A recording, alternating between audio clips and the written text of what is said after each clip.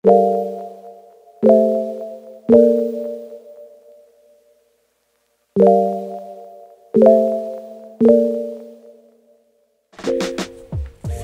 berjumpa kembali dalam modul Bahasa Indonesia. Kita kembali melanjutkan pembelajaran Bahasa Indonesia dengan topik jurnal ilmiah. Kali ini adalah topik lanjutan yang berkaitan dengan pembahasan, penutup, dan referensi.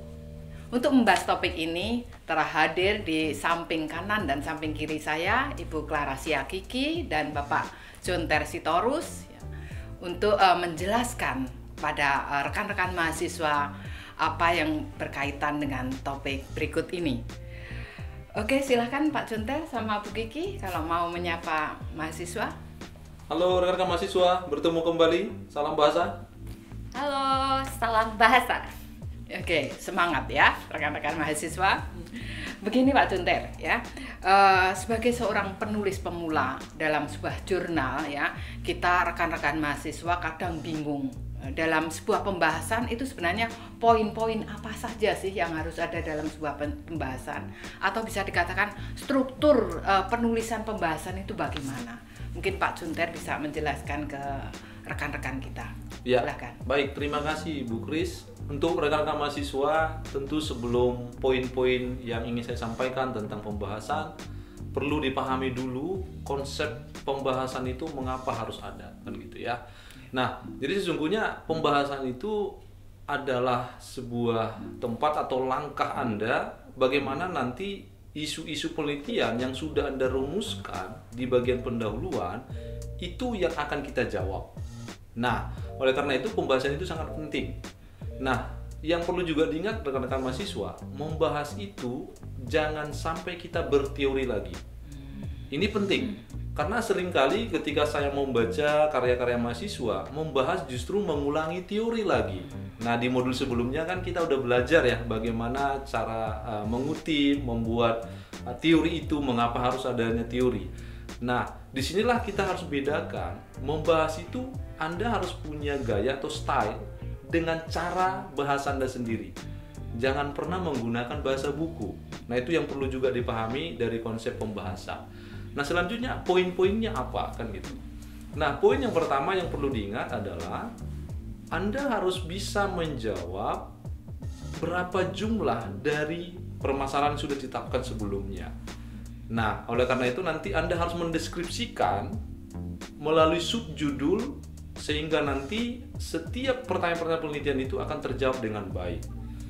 Nah, di sini memang butuh keseriusan karena apa? Membahas itu Anda harus sudah paham isu atau penelitian dari permasalahan itu, lalu mengekstraksi teori yang tepat sehingga nanti bisa kita gabungkan. Jadi kita harus ambil intisari teori, bukan berteori, itu beda. Nah, lalu Anda kombinasikan dengan cara Anda menulis dan juga nanti terlihat argumentasi Anda atau posisi Anda terhadap isu permasalahan itu seperti apa kira-kira solusi-solusi yang Anda berikan sehingga nanti betul-betul pertanyaan penelitian itu terjawab.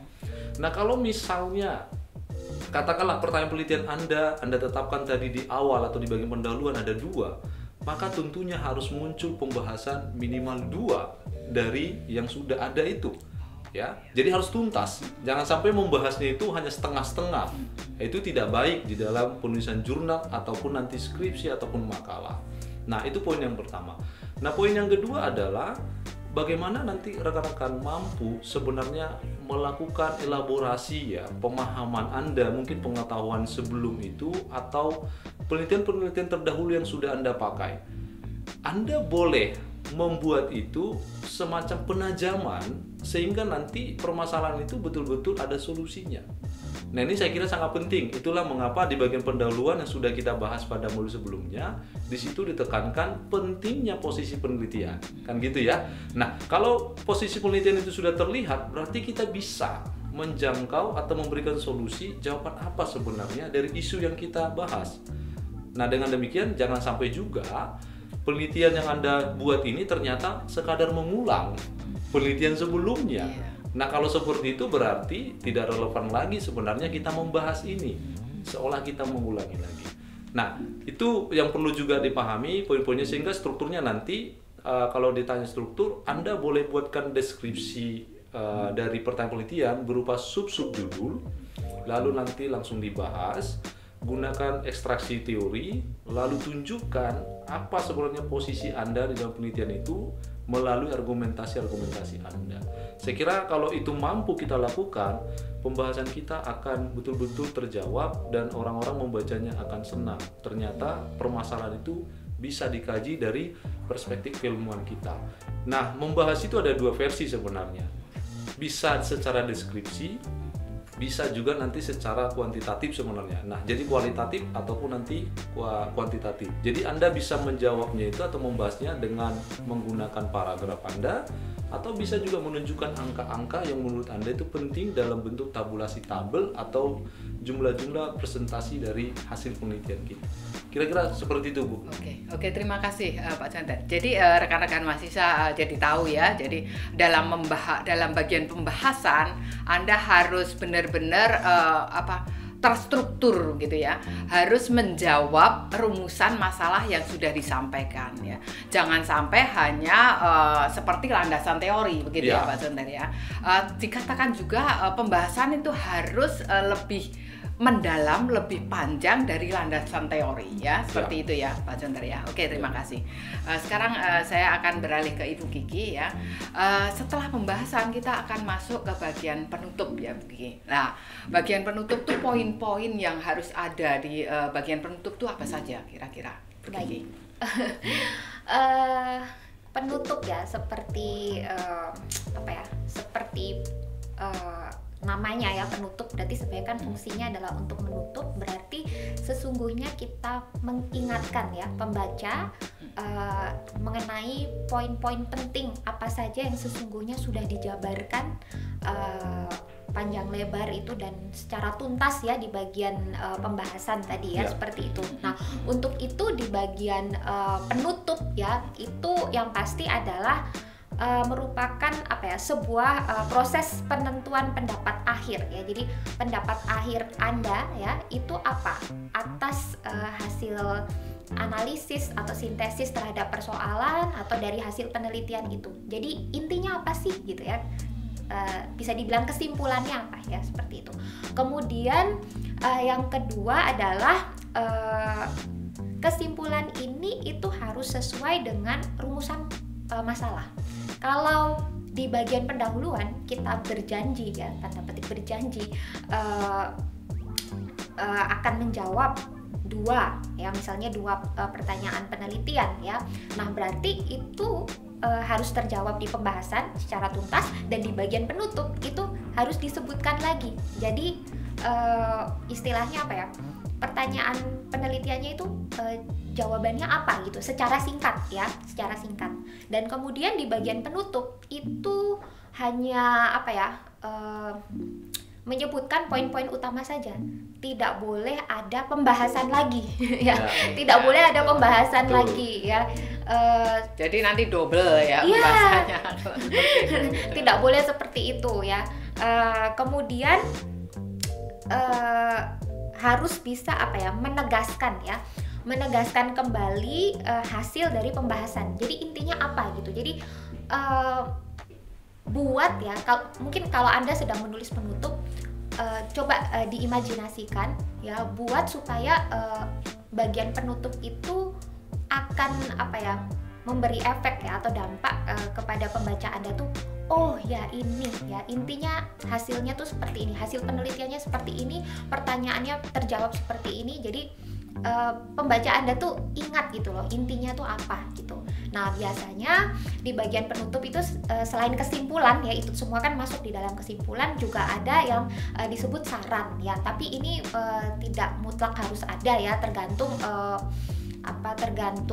penelitian Anda itu seperti apa. Tidak harus ada saran, tapi bisa ya, seperti itu. Itu sih kalau dari saya, Bu. Oke, terima kasih Bu Kiki. Ya, jadi para mahasiswa tahu ya, bagian penutup tuh isinya menyarikan ya, menyarikan apa yang sudah disampaikan di bagian pembahasan, begitu ya, Kiki ya. Oke, lalu pertanyaan yang terakhir bisa dijawab Pak Jonter atau Ibu Kiki ya. Bagian akhir dari jurnal itu biasanya ada yang disebut dengan referensi atau daftar pustaka. Nah, bagaimana caranya sih untuk menulis sebuah referensi atau daftar pustaka ya? Mungkin Pak Jonter dulu yang mau Ya, menjawab. baik, terima kasih Bu Kris. Nah, untuk rekan-rekan mahasiswa, referensi atau daftar pustaka itu sangat mutlak harus hadir di dalam tulisan Anda. Mengapa? Karena kita di sana sebagai penulis tidak semuanya bisa kita tuliskan atau berdasarkan ide kita. Tentunya ada sumber-sumber yang kita gunakan untuk memperkuat apa yang sudah kita sampaikan dalam tulisan kita. Nah, oleh karena itu, disinilah kita harus memahami konsep-konsep dari penulisan referensi. Nah, standar yang paling umum sebenarnya Anda boleh menggunakan referensi berupa buku itu dengan durasi waktu 10 tahun terakhir.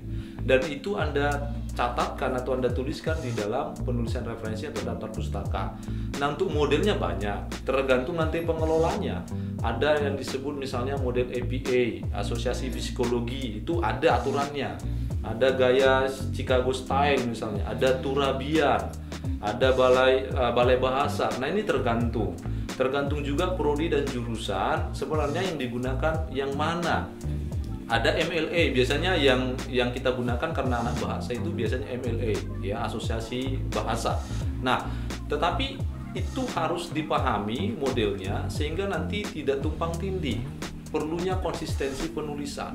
Jangan yang pertama, sumber pertama nih misalnya dari buku, dia menggunakan MLA, besoknya dia lupa, dia menggunakan Turabian Style. Itu salah. Jadi harus konsisten begitu ya. Anda pilih yang mana, dan ketentuan itu ada di dalam pengelolaan jurnal, dan bahkan nanti di tugas-tugas itu sudah diberitahu yang mana atau model mana yang harus kita gunakan.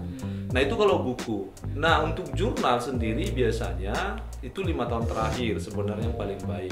Tapi perlu diingat ya proporsionalnya ya. Artinya apa? Jangan sampai nanti justru sumber buku kita lebih banyak daripada sumber jurnal ya. Jadi perlu juga diimbangi, kalau bisa minimal seimbang.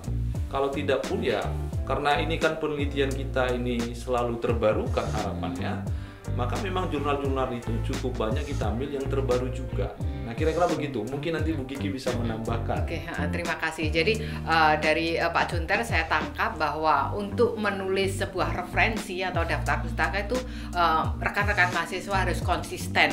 Kalau menggunakan style yang satu ya, jangan pakai style yang kedua dan seterusnya begitu ya. Oke, mungkin Bu Kiki bisa menambahkan. Kalau dari saya ya, tadi sebenarnya sudah lengkap sekali paparan dari Pak Jonter. Saya mungkin bisa menambahkan satu hal yang ini mungkin sering kelupaan ya, sering terlupakan oleh para mahasiswa, yaitu in-text reference ya, atau referensi di dalam teks Anda ya, baik di bab 1, 2, 3, 4 gitu ya, seringkali itu lupa dituliskan di bagian daftar referensi. Jadi mungkin masukan dari saya adalah pastikan semua yang sudah kita kutip ya, baik secara langsung ataupun tidak langsung ya, itu juga kita sebutkan di daftar referensi ya. Begitu juga kita lihat lagi apakah semua yang di daftar referensi kita itu sebenarnya kita pakai atau tidak. Jangan-jangan sebenarnya tidak dipakai gitu, hanya sebagai pajangan gitu ya, supaya terlihat banyak. ya. Jadi pastikan itu saja ya. Oke, terima kasih Bu Kiki ya. Terima kasih Pak Jonter ya.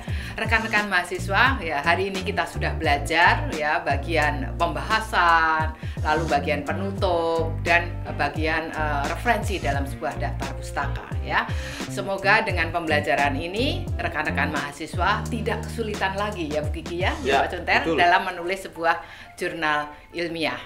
Oke, sampai bertemu kembali di modul selanjutnya. Salam bahasa.